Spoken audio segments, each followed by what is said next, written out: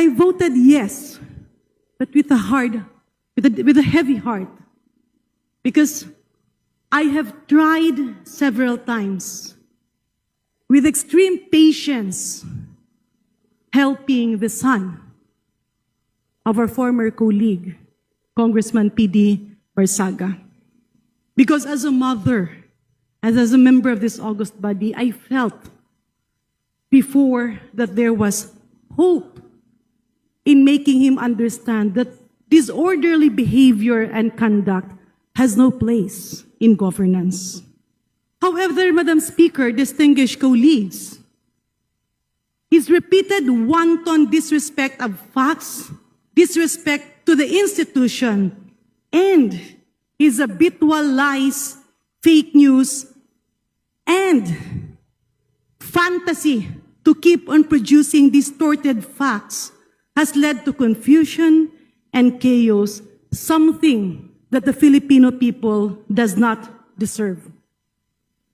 Parliamentary procedures and behavior has to be observed. And mind you, Madam Speaker, it is not contained in the committee report.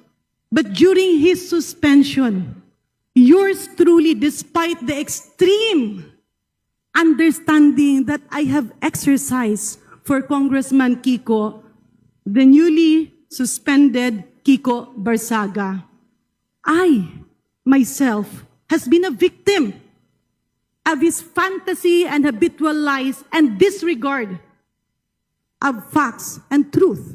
Just very recently, the good vice mayor of the municipality of Dueñas, who is a very good friend of Congressman Ferj Biron, died due to accidental firing.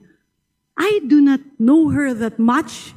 I haven't had the opportunity to be with her and to work with her. But I empathize with the pain that the family has to suffer.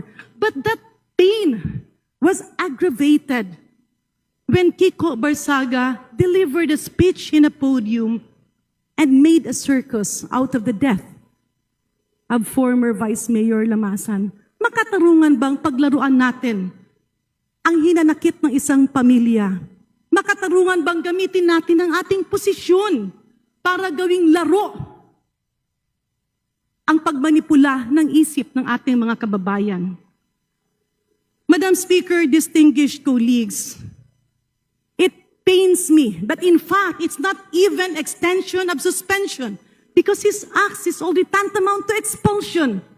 Ang totoo niyan, marami lang sa atin ang naaawa sa kanya at marami ang naririnig kong nagsasabing, nakakahiya.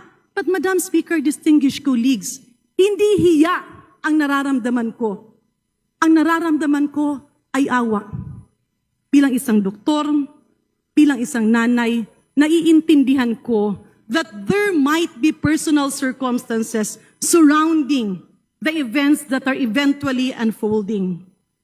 It's time for Kiko Barsaga to reflect and deeply look into personal matters while he is on suspension.